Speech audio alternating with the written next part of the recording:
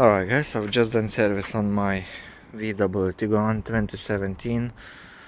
Changed the oil and filter. What I'll do, I'll change the fuel filter as well. I tend to change every year because diesels are dirty.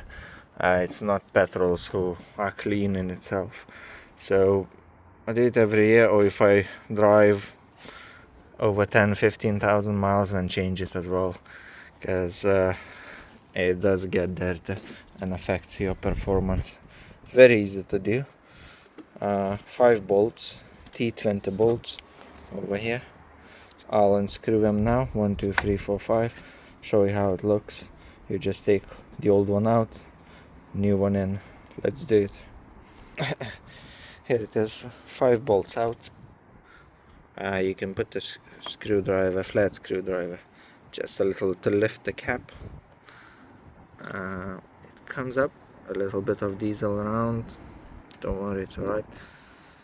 So I'll get this one out and then replace it with a new one. I'll show you how it looks like shortly. Here it is. It's out. It's not too bad. It is quite dark more inside, but it's because I change it regularly. Here it is. On this side is a bit more dirty.